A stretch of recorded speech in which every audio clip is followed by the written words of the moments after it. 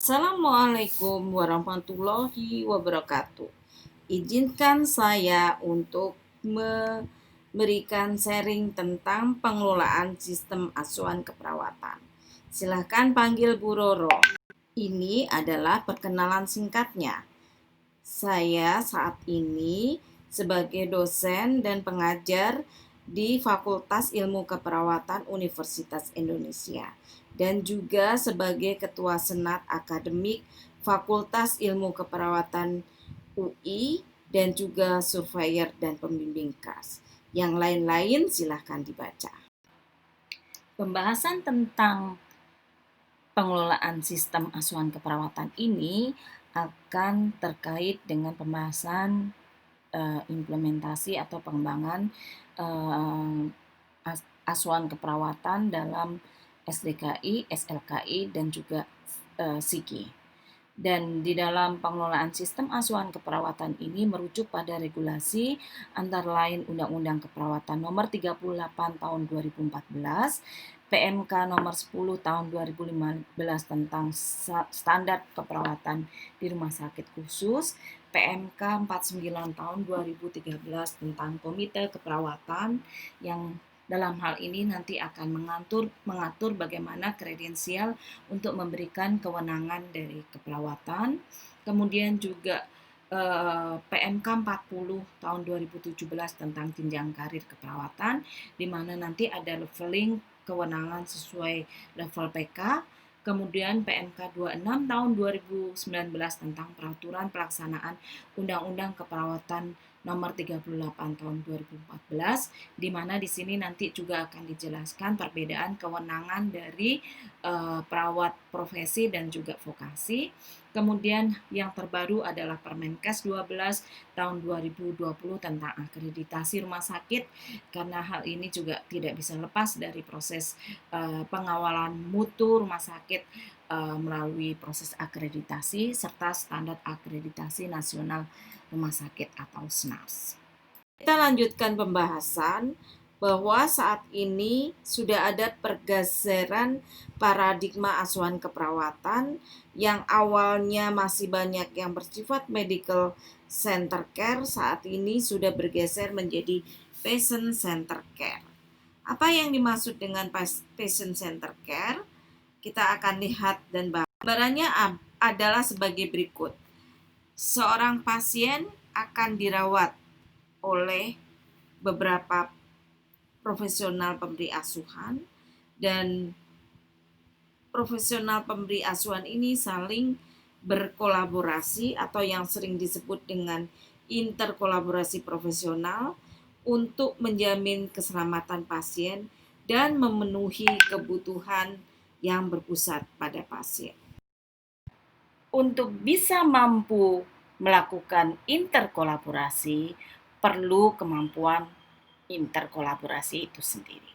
Sebagai contoh di sini, satu pasien stroke mempunyai suatu protokol. Dan dalam asuhan atau perawatan pasien stroke dirawat oleh multidisiplin. Termasuk di dalamnya adalah advanced practical nurse. Di samping ada physician, kemudian stroke neurologi, dan seterusnya.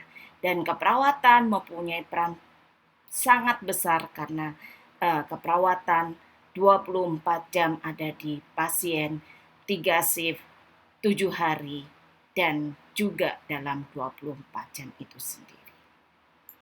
Itulah sebabnya seorang nurse, perawat harus punya kompetensi. Dari hasil riset sebelumnya disampaikan kompetensi keperawatan menjamin peningkatan profesionalisme dan interkolaborasi profesional. Dan dari ANA tahun 2008 disampaikan aspek kompetensi ada 4, yaitu meliputi knowledge, attitude atau sikap, kemudian skill dan clinical judgment. Jadi bisa dipastikan bahwa yang disebut kompeten bukan hanya terampil untuk tindakan, apalagi hanya terampil pada tindakan kolaborasi. Untuk menuju ke kompetensi ini, seorang nurse butuh kompetensi yang berupa asuhan keperawatan, ilmu sains keperawatan, caring, etik keperawatan, profesionalisme, komunikasi terapeutik, komunikasi efektif, interkolaborasi profesional, keselamatan pasien, pengendalian dan pengontrolan infeksi, serta leadership dan manajemen. Jadi nanti ada leveling antara kompetensi nurse dan juga kompetensi dari perawat yang masih vokasi. Untuk menjamin adanya interkolaborasi dan asuhan yang profesional, maka diperlukan suatu pengelolaan pelayanan dan juga asuhan keperawatan. Jadi ada dua unsur, yaitu pengelolaan pelayanannya atau sistemnya dan juga asuhan keperawatan. Itulah sebabnya untuk pengelolaan asuhan keperawatan yang profesional dibutuhkan seorang perawat kompeten. Dan di dalam regulasinya adalah minimal nurse.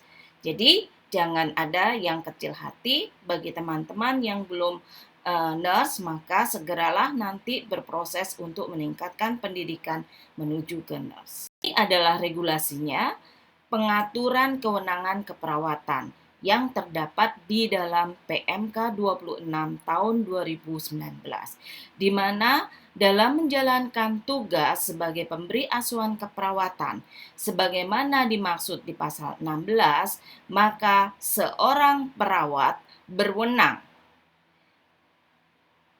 A sampai C. Yang pertama adalah melakukan pengkajian keperawatan secara holistik, menetapkan diagnosis keperawatan, merencanakan tindakan keperawatan, melaksanakan tindakan keperawatan, mengevaluasi hasil tindakan keperawatan, melakukan rujukan, memberikan tindakan dalam kondisi gawat darurat sesuai dengan kompetensi, memberikan konsultasi keperawatan dan berkolaborasi dengan dokter, serta melakukan penyuluhan kesehatan dan konseling. Dan yang terakhir adalah melakukan penata laksanaan pemberian obat kepada klien sesuai dengan resep tenaga medis atau obat bebas dan obat bebas terbatas. Pasal 17 diperjelas di pasal 18 dan 19 yang disampaikan ada perbedaan tanggung jawab dalam memberikan asuhan antara perawat profesi, yaitu perawat nurse dan nurse spesialis, dengan perawat vokasi. Yang pertama di pasal 18, di mana disampaikan perawat profesi memiliki kewenangan pada unsur A sampai J dalam pasal 17. Jadi semuanya menjadi kewenangan perawat profesi. Dan di dalam melakukan pengkajian keperawatan secara holistik sebagaimana dimaksud pada pasal 17 huruf A, perawat profesi melakukan baik pengkajian dasar maupun lanjutan secara menyeluruh. Kemudian dalam menetapkan diagnosis keperawatan sebagaimana dimaksud pasal 17 huruf B, perawat profesi berwenang menegakkan diagnosis keperawatan. Bagaimana dengan perawat vokasi? Pembedanya adalah dalam memberikan kewenangannya, maka dia hanya pada unsur A, yaitu pengkajian. Kemudian huruf D, jadi untuk menetapkan diagnosis dan membuat perencanaan bukan kewenangan dari vokasi. Kemudian di D, yaitu melaksanakan tindakan. Kemudian huruf E, yaitu melakukan evaluasi. Kemudian huruf E, yaitu melakukan edukasi atau pendidikan, pemberian pendidikan kesehatan, kecuali juga dan di huruf I, kecuali konseling. Dalam melakukan pengkajian keperawatan secara holistik, perawat vokasi hanya melakukan pengkajian dasar. Demikian juga ada aturan kewenangan pengelolaan, di mana di dalam menjalankan tugas sebagai pengelola pelayanan keperawatan sebagaimana dimaksud dalam pasal 16 huruf C, perawat berwenang melakukan pengkajian dan menetapkan permasalahan, merencanakan, melaksanakan, dan mengevaluasi pelayanan keperawatan, dan mengelola kasus. Dan kewenangan sebagaimana yang dimaksud hanya dapat dilakukan oleh perawat profesi. Ini adalah regulasinya, sehingga juga di dalam Senas disampaikan perawat sebagai PPJA atau perawat penanggung jawab asuhan. Yang dimaksud dengan PPJA adalah perawat nurse. Kita lanjutkan dalam konteks pengelolaan pemberian asuhan keperawatan, alur prosesnya mengikuti proses keperawatan sebagaimana tercantum dalam PMK 26 tahun 2019, yaitu dari mulai pengkajian, kemudian penetapan diagnosis keperawatan yang di dalamnya pasti ada unsur kriteria yang akan dicapai atau outcome, kemudian merencanakan, menetapkan tindakan itu sendiri, melaksanakan tindakan keperawatan dan evaluasi. Sedangkan unsur lainnya memberi rujukan, kemudian interkolaborasi, dan juga memberikan obat dan juga memberikan tindakan pada kegawat daruratan masuk di dalam proses keperawatan ini. Itulah sebabnya dibutuhkan suatu standar asuhan keperawatan. Dan PPNI sudah mengeluarkan SDKI, SLKI, dan juga SIKI. Kemudian setelah mempunyai standar asuhan keperawatan, dibutuhkan panduan asuhan keperawatan. Ini adalah suatu jembatan yang akan dimasukkan karena akan ada suatu integrasi, maka dibuat panduan asuhan keperawatan. Panduan asuhan keperawatan ini bukan berarti merujuk pada disease, namun di dalam alur klinis memang rujukannya adalah pasien masuk dengan suatu disease tertentu. Panduan asuhan keperawatan dibuat berdasarkan respon baik biopsikososial spiritual yang diakibatkan karena disease. Jadi jangan ada yang salah persepsi bahwa di era akreditasi ini tidak ada lagi dibutuhkan standar asuhan keperawatan. Tidak betul. Kita membutuhkan standar asuhan keperawatan. Kemudian dikembangkan menjadi suatu panduan asuhan keperawatan karena akan dimasukkan dalam alur klinis terintegrasi. Di dalam panduan asuhan keperawatan, kita mengembangkannya berdasarkan respon biopsikososial spiritual budaya yang diakibatkan karena disease. Jadi, alur dalam suatu regulasi atau hal-hal yang diperlukan dalam melakukan pengelolaan asuhan keperawatan adalah yang pertama harus mempunyai standar asuhan keperawatan, di mana di PPNI sudah mengeluarkan standar nursing language-nya menggunakan SDKI, SLKI, dan SIKI yang akan dibahas oleh pembicara berikutnya. Kemudian yang berikutnya, setelah mempunyai standar ini, jadi apa yang dimaksud dengan contohnya? Standar asuhan keperawatan adalah misalnya standar asuhan keperawatan pasien dengan nyeri akut, standar asuhan keperawatan dengan risiko jatuh, pasien dengan risiko jatuh. Semua itu nanti diintegrasikan menjadi satu, yaitu panduan asuhan keperawatan. Kita sampaikan bahwa panduan asuhan keperawatan adalah panduan untuk memberikan asuhan keperawatan pada pasien dengan respon akibat disease. Respon akibat disease adalah respon dari biopsikososial spiritual budaya. Jadi contoh pada pasien appendicitis, maka panduan asuhan keperawatannya adalah panduan asuhan keperawatan pada pasien dengan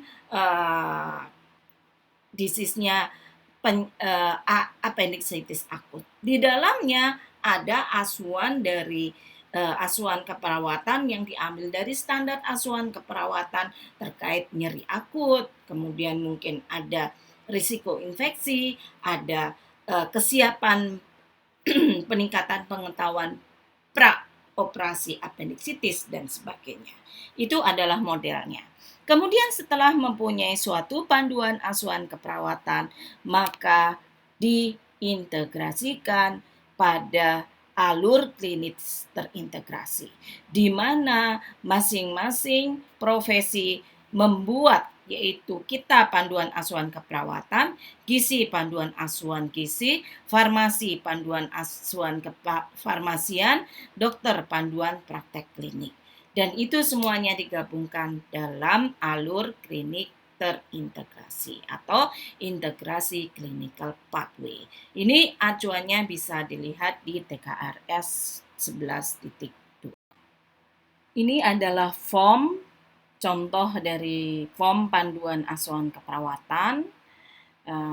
Kemudian di sebelah kanan adalah bagaimana dari panduan asuhan keperawatan ini dimasukkan dalam ICP. Mungkin pada kesempatan ini kita tidak bisa bicara detail, semoga pada kesempatan lain kita akan bisa duduk bareng bagaimana sih mengembangkan PAK dan ICP dari SAK yang sudah ada. Kemudian bagaimana peran fungsi dari komite keperawatan dan juga dari bidang keperawatan dalam mengawal PAK dan ICP ini. Kemudian bagaimana aplikasi pengelolaannya? Karena seorang perawat tidak mungkin melakukan atau mengimplementasikan SDKI, SLKI, SIKI setelah pelatihan ini secara sendiri-sendiri. Itu mungkin bisa terjadi, tetapi itu hanya by person, karena yang bisa melakukan ya melakukan. Tetapi kalau kita memayunginya dengan sistem pengelolaan, maka sistem pengelolaan inilah yang perlu dibenahi. Di dalam akreditasi sendiri disampaikan tidak bisa melakukan asuhan pasien secara integrasi kalau tata kelola rumah sakit itu tidak dibenahi. Dalam konteks ini, maka tata kelola keperawatan juga harus dibenahi.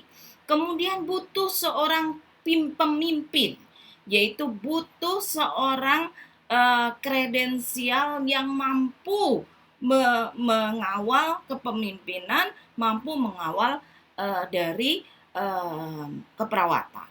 Kemudian juga pemimpinnya tahu tentang manajemen risiko, bagaimana pelayanan berpusat pada pasien, baru kemudian dilakukan asuhan terintegrasi. Kita kenal di dalam proses pengelolaan ada peran POSA, yaitu perencanaan, pengorganisasian, staffing, controlling, dan actuating. Jadi implementasinya tidak bisa lepas dari itu. Karena kalau kita habis pelatihan diserahkan langsung pada individu, maka mungkin tidak akan berjalan dengan baik. Butuh pengelolaan, butuh peran perencanaan, pengorganisasian, staffing, actuating, and controlling. Kemudian butuh seorang manajer yang mampu memerankan interpersonal, informasional, dan desisional. Inilah kebutuhan terkait leadership. Nah, standarnya ada di mana? Kita lihat di SNARS ada di TKRS 3. Maka butuh kepala bidang, manajer atau DON yang memang bisa bertanggung jawab untuk menjalankan misi dan membuat rencana serta regulasi untuk melakukan misi tersebut. Dalam hal ini adalah implementasi asuhan keperawatan. Nah, di dalam hal ini butuh suatu STOK yang jelas dan leader yang kompeten. Sebagaimana disampaikan, rumah sakit harus sudah menetapkan persyaratan jabatan, uraian tugas, tanggung jawab, kewenangan. Kalau kepala bidang, maka kepala bidang, kalau manajer, kalau misalnya dari DON, direktur berarti adalah direktur. Tentunya ini harus dibenahi. Jangan sampai PPCA-nya adalah nurse, nanti kepala bidangnya bukan keperawatan. Atau mungkin keperawatan, tapi kompetensinya lebih ke arah experiences atau pengalaman. Jadi hal ini juga yang harus dibenahi. Jadi seseorang yang menempati jabatan itu diperlukan suatu tanggung jawab, kemudian juga sesuai dengan persyaratan jabatan. Kalau kita lihat persyaratan jabatan di PMK 26 adalah pengelola minimal nurse, dan akan lebih baik kalau sudah mulai masuk ke tataran magister, kemudian bahkan ditambahkan sertifikasi di bidang manajemen. Kalau di luar negeri, seorang kepala ruangan sudah sampai ke level doktor keperawatan. Apalagi donnya. Setelah kita membenahi STOK dan juga leader dari keperawatan yang bisa mengawal mutu dan kualitas asuhan keperawatan, maka leader ini harus membuat suatu SAK. Ini tadi yang sudah kita bicarakan. Harus ada suatu standar atau ada suatu kebijakan atau ada suatu pedoman. Disampaikan di TKRS 11.2, disampaikan ada regulasi yang mengatur bahwa kelompok staf medis, nanti ini kita kembangkan menjadi kelompok staf keperawatan yang memilih 5 panduan praktek keperawatan. Kemudian alurnya kemudian dievaluasi sesuai kriteria pada maksud dan tujuan. Artinya nanti dalam membuat suatu panduan asuhan keperawatan ini dipilih bersama-sama karena akan diintegrasikan. Artinya kasusnya itu dibuat secara bersama-sama, dibuat duduk bareng apa yang ditetapkan. Umumnya untuk suatu proses pemilihan panduan asuhan ini adalah pada kasus-kasus yang tidak mempunyai varian atau yang bisa diprediksi. Kemudian yang berikutnya ada bukti panduan praktek klinis. Kalau di keperawatan ada panduan asuhan keperawatan, alur klinisnya maupun protokolnya. Kemudian apa yang sudah ditetapkan dalam regulasi itu diimplementasikan dan dimonitoring. Jadi setelah ada leadernya, maka leader ini mengawal bagaimana membuat SAK, kemudian membuat panduan asuhan keperawatan, kemudian diintegrasikan di dalam alur klinis terintegrasi. Dari struktural bidang keperawatan sampai jajarannya ke bawah itu melaksanakan. Sedangkan yang melakukan supervisi adalah bidang keperawatan sampai jajarannya, sedangkan yang monitoring, evaluasi itu dilakukan, audit dilakukan oleh komite keperawatan. Nah, dalam hal ini saat pengembangan dari mulai standar asuhan keperawatan, panduan asuhan keperawatan juga melibatkan komite keperawatan sebagai kumpulan dari expert yang ada di rumah sakit. Saya ingin menyampaikan contoh-contoh pembenahan tata kelola. Ini adalah contoh pembenahan tata kelola di mana pada level terbawah kita harus atur. Tidak bisa lagi satu pasien dirawat rame-rame oleh perawat. Tetapi harus ada suatu tata kelolanya. Ini ada di TKRS 8, harus ada strukturnya. Maka di ruangan ada kepala ruangan, ada perawat penanggung jawab asuhan, perawat penanggung jawab asuhan ini membawahi misalnya sekelompok pasien. Dan misalnya kalau strukturnya masih ada yang vokasi, maka perawat penanggung jawab asuhan ini dibantu oleh perawat vokasi. Perawat vokasi koordinir di bawah PPJA, mengkoordinir sekelompok pasien dan harus diatur ABK-nya, analisis beban kerja. Karena PPJA ini bertanggung jawab dari pasien masuk sampai pasien pulang, maka seorang PPJA ini tidak memungkinkan memegang misalnya satu PPJA itu memegang 40 pasien. Harus diatur benar-benar.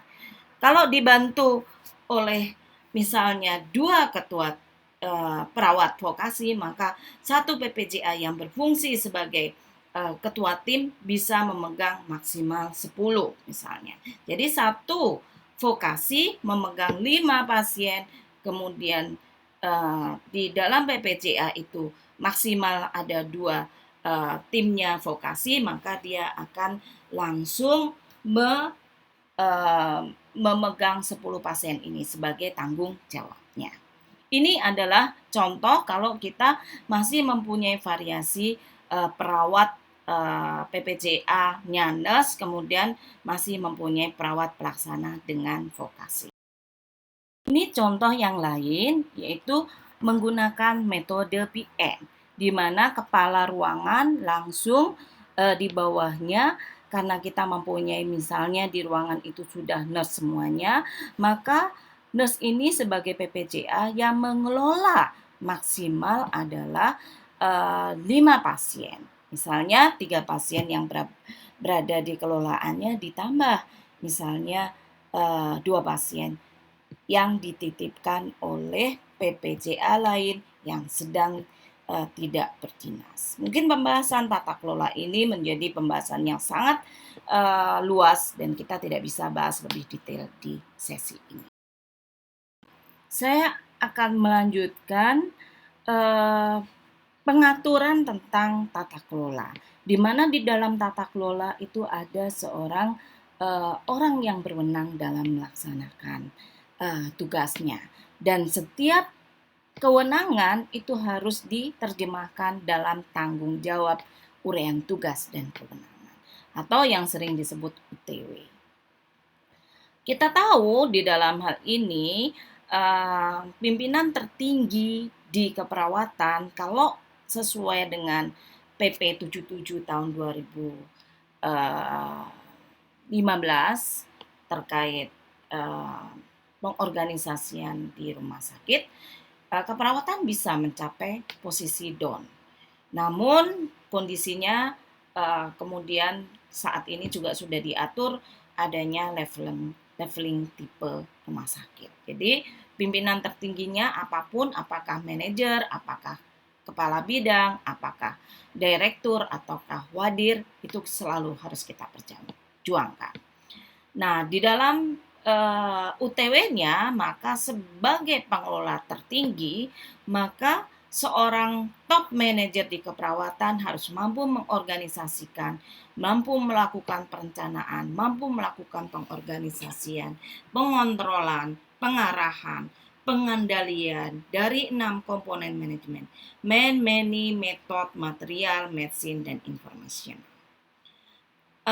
Itulah sebabnya Bapak Ibu prefer harus minimal nurse, dan ini sudah ada di PMK 26, ditambah punya continuing professional development di bidang manajemen dan juga klinis, kemudian diutamakan magister kepemimpinan dan manajemen keperawatan serta PK 3. Dialah yang akan mengawal bagaimana dari pembuatan standar, membuat panduan, dan juga mengimplementasikan serta mengintegrasikan dalam integrasi clinical pathway.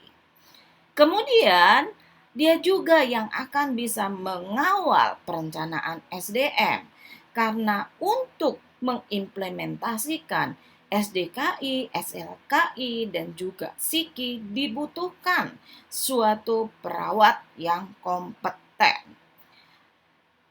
Ini sesuai dengan standar ada di KKS 3.3 EP 1-4. Nah, kalau kita merujuk pada Grand Design SDM Kesehatan yang disusun 2018, terjadi posisi yang sudah eh, berubah dari segitiga menjadi diamond shape, di mana nurse adalah menduduki posisi 45%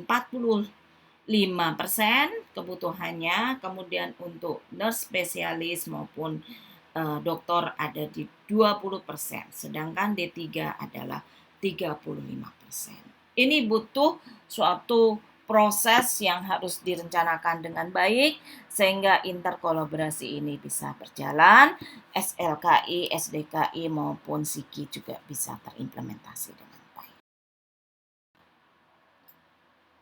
Kemudian kita masuk langsung mungkin di level paling bawah, yaitu tanggung jawab kepala ruangan. Mengapa kita bahas tentang kepala ruangan?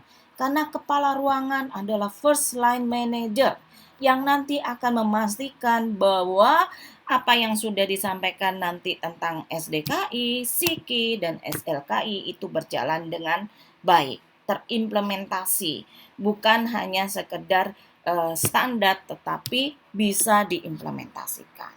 Itulah sebabnya uraian tugas dari kepala ruangan sebagai manajer ruangan mengorganisasikan baik perencanaan, pengorganisasian, pengontrolan, pengarahan, pengendalian dari 6 komponen manajemen, yaitu man, money, method, material, medicine, dan information. Dan ini juga sesuai dengan PMK 26 itu adalah nurse. Ya, memang sudah arahnya ke magister karena di luar negeri bahkan kepala ruangan sudah S3. Dia adalah yang bertugas sebagai pengelola sistem asuhan keperawatan.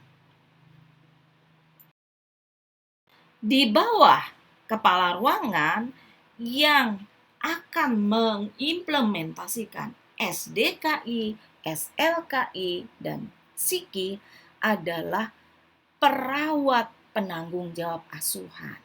Karena dia yang akan langsung direct care pada pasien. Jadi ketua tim atau PPJA ini bukan hanya membagi tugas kepada perawat pelaksana, tapi dia sebagai pengelola. Arti pengelola berarti dia harus terjun langsung ke pasien. Jadi dia penanggung jawab dari pasien masuk sampai pulang. Dan ini diatur di SNARS adalah minimal nurse. Sebenarnya adalah merujuk pada Undang-Undang Keperawatan dan juga PMK 26. Artinya PPJA inilah yang nanti ketika ada pasien datang, melakukan asesmen, menetapkan diagnosis keperawatan, menetapkan outcome-nya, standar luarannya seperti apa, sesuai dengan asesmen yang sudah dilakukan, kemudian juga melakukan implementasi ini di-deliver kalau metodenya tim kepada perawat pelaksananya. Kemudian di dalam proses harus dilakukan evaluasi secara bersama dengan perawat pelaksana. Jika ada perkembangan pasien bisa ditetapkan diagnosis baru atau diagnosisnya harus dievaluasi sudah selesai dan ini diukur dengan standar luaran. Ini dilakukan terus-menerus, dimonitor oleh kepala ruangan, kemudian juga disupervisi oleh kepala bidangnya, kemudian dilakukan oleh audit oleh komite keperawatan. Dengan demikian asuhan keperawatan ada standar SDKI, SLKI, dan SIKI bisa terimplementasi, bukan hanya di atas kertas. Oleh sebab itu Bapak Ibu, pemahaman tentang implementasi dan pengelolaan bagaimana asuhan keperawatan ini tidak hanya individu-individu perawat, tetapi dimulai dari jajaran manajemennya. Karena jajaran manajemen inilah yang akan mengawal implementasinya. Sebagai summary dari yang saya sampaikan bahwa dalam implementasi SDKI, SLKI, dan SIKI nanti butuh suatu pengelolaan. Dimulai dari penetapan regulasi, tadi ada SDAKI, SLKI, kemudian SIKI. Di dalam hal ini nanti sudah dibuatkan standar asuhan keperawatan, mungkin dari PPNI sudah mengembangkan, kemudian dimasukkan dalam panduan asuhan keperawatan yang tadi sebagai respon dari suatu disease biopsikososial spiritual, kemudian dilakukan suatu integrasi karena pasien dirawat secara bersama, interkolaborasi profesional, kemudian setelah ada regulasinya atau dilakukan pengesahan di direktur, bersama-sama dikawal oleh komite keperawatan dan komite medis dan komite nakes lain, maka regulasi ini menjadi panduan dari implementasi. Setelah itu tentunya harus diimplementasikan. Dibuktikan dari apa Bapak Ibu? Dari observasi. Jadi setiap perawat nanti ketika dilakukan supervisi oleh kepala ruangan, semuanya merujuk pada regulasi SDKI, SLKI, SIKI yang sudah ditetapkan. Kemudian ketika dilakukan wawancara, dia pun paham bagaimana alur proses implementasi dari regulasi yang sudah ditetapkan. Dan didokumentasikan, artinya dibuktikan apa yang telah dilakukan dalam asuhan keperawatan ini di dalam rekam medis. Kemudian semuanya ini memang dilakukan, kalau kita minta simulasi maka itu bisa dilakukan. Inilah yang disebut REDOSCO. Ini sebagai pendekatan dalam akreditasi untuk melihat proses implementasi khususnya asuhan keperawatan dan umumnya untuk asuhan yang lainnya. Sebagai rangkuman saya ingin menyampaikan bahwa di dalam implementasi standar SDKI, SLKI, dan juga SIKI, kita bagi menjadi dua, yaitu pengelolaan pelayanan sistemnya, kemudian pengelolaan direct care-nya. Saya mencoba menggunakan pola POSAK, yaitu dari tahapan perencanaan, kemudian nanti pengorganisasian dan staffing, kemudian activating dan directing. Yang pertama, untuk pengelolaan sistem pelayanan asuhan, di unsur perencanaan itu harus rumah sakit sudah mempunyai standar asuhan keperawatan, kemudian panduan, kemudian juga ICP dan SOP-nya. Ini sesuai dengan TKRS 11.2. Kemudian dibutuhkan juga di dalam perencanaan, ini juga terkait nanti dengan staffing, yaitu butuh kompetensi perawat, butuh perawat yang mempunyai kewenangan dalam melakukan asuhan keperawatan. Ini ada di standar KKS. Kemudian di regulasinya ada di PMK 40 dan juga PMK 49 tentang komite keperawatan.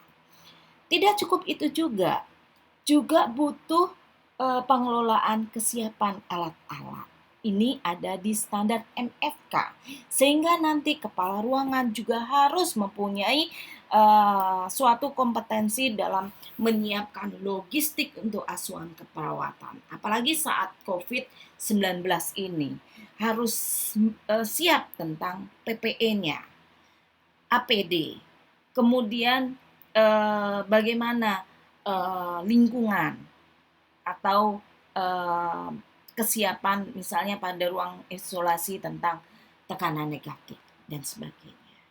Nah, di dalam sistem pelayanan ini yang perlu dilakukan manajemen juga terkait implementasinya. Dari mulai penerimaan pasien seorang kepala ruangan harus mampu mengarahkan bagaimana seorang pasien mendapatkan hak pasien dan keluarga, mengenalkan diri, kemudian juga menjelaskan kewenangan perawat itu sendiri, menjelaskan setiap apa yang akan dilakukan pasien. Kemudian juga di dalam pengelolaan seorang kepala ruangan juga nanti akan mampu harus mengarahkan, harus bagaimana menyiapkan saat di proses pre-conference ini ada proses assessment. Jadi proses perencanaannya adalah dilakukan saat pre-conference. Bedside handover. Ini ada unsur-unsur sasaran keselamatan pasien karena butuh kemampuan komunikasi efektif. Di dalam proses perencanaan juga dilakukan di saat pembuatan asesmen ulang, pembuatan renpra, pembuatan catatan pasien terintegrasi. Maka kepala ruangan juga harus mampu melakukan implementasi standar asesmen pasien. Ini karena ada di proses perencanaan. Nah, bagaimana yang direct care? Tentunya ketika ada pasien datang dilakukan perencanaan, melakukan asesmen biopsikososial spiritual budaya, menetapkan diagnosis keperawatan, menetapkan target atau luaran dan rencana keperawatan. Ini ada di standar asesmen pasien. Dan semua perencanaan ini harus didokumentasikan, harus dijelaskan. Ini ada di standar untuk pendokumentasiannya ada di standar MIRM atau manajemen informasi dan rekam medis. Penjelasannya ada di standar HPK, hak pasien dan selanjutnya ada pada tahap pengorganisasian dan staffing. Untuk pengelolaan sistem pelayanan asuhannya adalah kita harus tetapkan metode penugasan yang dipilih apa. Ini tadi masuk di dalam TKRS 8. Ada metode tim. Kalau kita memang masih terbatas jumlah nurse-nya. Bisa metode tim dengan ketua timnya sebagai PPJA, anggotanya perawat pelaksananya adalah vokasi. Namun yang bertanggung jawab dari masuk sampai pulang adalah ketua timnya. Jika ada metode primer yaitu kalau kita sudah mempunyai mayoritas nurse, sehingga nurse langsung bertanggung jawab pada sekelompok pasien seperti model DPCP atau model campuran. Mungkin kita kenal ada MPKP dan sebagainya. Kemudian di dalam organisasi dan staffing ini yang sangat diperlukan adalah kemampuan dalam komunikasi, kemampuan rentang kendali. Ini juga terkait MKE, manajemen komunikasi dan edukasi, di mana di dalamnya adalah ada komunikasi efektif yang ada di sasaran keselamatan pasien, termasuk di dalamnya adalah komunikasi efektif antar PPA. Di dalam hal ini karena misalnya metode tim maka harus kekuatan dari rentang kendali komunikasi efektif antar tim ini harus dijamin. Kemudian juga menetapkan alokasi staf harian yang di bawah kelolaan dari PPJA sesuai dengan kewenangannya. Bagaimana dengan yang direct care? Pada pengorganisasian dan staffing, peran dari PPJA adalah mengkoordinasikan asuhan keperawatan, kemudian membuat jadwal dari asuhan pasien, memprioritaskan asuhan dengan memperhatikan kualifikasi pasien, kemudian juga melakukan pengorganisasian asuhan agar efektif efisien. Jadi setiap pasien yang ada di kelolaan PPJA atau ketua tim tadi harus sudah dibuatkan jadwal setiap shift. Jam sekian saya ada di pasien A, jam sekian di pasien B. Asuhannya adalah X. Itu harus disampaikan juga. Ini sesuai juga konsep dengan standar hak pasien dan keluarga. Sehingga tidak ada fenomena nurse, perawat hanya datang ke pasien ketika pasien meminta bantuan atau mencet bel. Ini tidak ada lagi karena sudah terstruktur dan direncanakan serta dikoordinir dengan baik. Kita tahu misalnya ada 4 diagnosis, maka di diagnosis 1, 2 itu akan dikerjakan di shift pagi, diagnosis 3 dikerjakan di shift sore, dan seterusnya. Atau memang sama-sama semuanya dikerjakan, tetapi porsinya akan dibedakan. Ini adalah kemampuan perawat penanggung jawab pasien untuk mengatur atau mengorganisasi. Tahapan berikutnya adalah proses actuating atau proses pelaksanaan. Bagaimana dengan pengelolaan sistemnya? Di mana kepala ruangan dan juga PPJA akan melakukan pelaksanaan, pengarahan, supervisi staf yang di bawahnya. Kepala ruangan akan mensupervisi PPJA. Kepala ruangan disupervisi oleh atasannya, yaitu kepala bidang. Kemudian PPJA akan mensupervisi perawat pelaksananya. Kemudian di dalam proses actuating ini akan ada proses delegasi, kemudian motivasi. Seorang kepala ruangan akan mendelegasikan asuhan, misalnya pada perawat nurse yang baru, tentunya akan berbeda pada perawat nurse yang sudah mempunyai pengalaman lebih sesuai level PK-nya. Kemudian di proses actuating ini banyak kegiatannya, ada saat manajemen visiting bersama. Ini harus diajarkan juga bagaimana manajemen visiting bersama dengan medis. Seorang PPJA harus menyampaikan diagnosis keperawatan, intervensi secara mandiri ini harus disampaikan. Kemudian juga komunikasi per telepon. Bagaimana meningkatkan kemandirian disampaikan dengan menggunakan metode X-bar, di mana situation background analisis dan juga rekomendasinya. Rekomendasi mengemukakan lebih ke arah rekomendasi sesuai dengan apa yang sudah kita assess, tidak hanya request tetapi rekomendasi. Mungkin di sesi yang lain kita akan lebih detail bagaimana melakukan atau simulasi terkait masing-masing item proses pelayanan yang harus dilakukan. Kemudian juga saat transfer, seringkali di transfer ini hanya mentransferkan obat. Merujuk demikian juga, discharge planning demikian juga. Lalu apa manfaat atau apa gunanya kita punya SDKI, SLKI, dan SIKI? Manajemen harus berjuang untuk memasukkan, kemudian mendokumentasikan dan menunjukkan bahwa di dalam proses komunikasi per telepon, visiting bersama, transfer, merujuk, discharge planning, itu memang keperawatan menunjukkan adanya kemandirian dari keperawatan itu sendiri.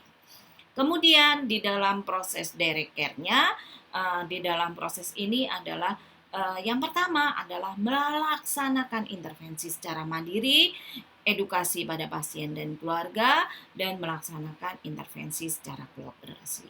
Kemudian juga melakukan proses monitoring. Semua ini adalah implementasi dari rencana tindakan yang sudah ditetapkan.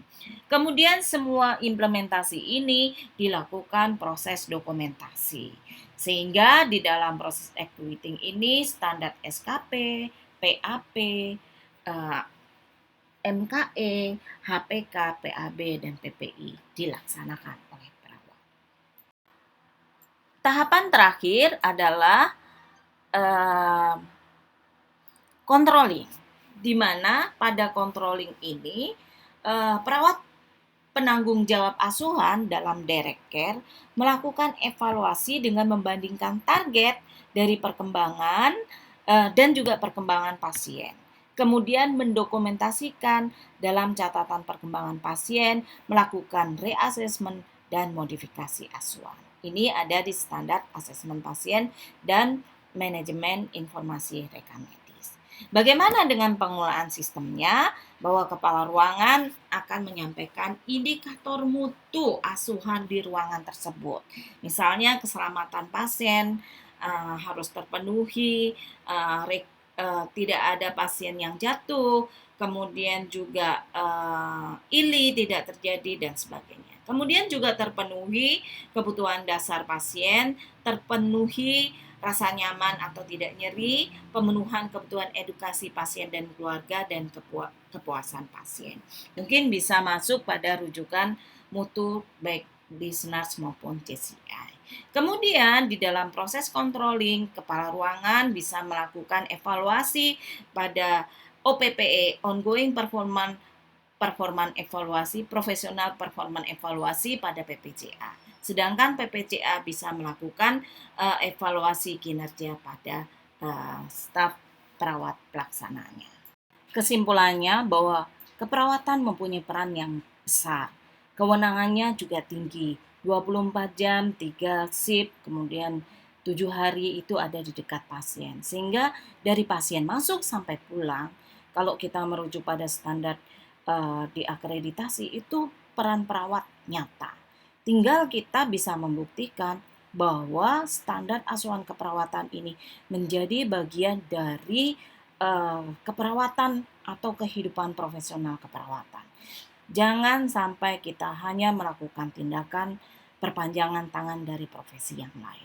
Kita harus implementasikan apa yang sudah dibuat di SDKI, SLKI, dan SIKI ini menjadi hal nyata, menjadi bagian keseharian yang bisa dibuktikan ketika diobservasi, ketika diminta simulasi, ketika diwawancara, menjadi bagian, dan juga ketika dibuktikan melalui rekam medis.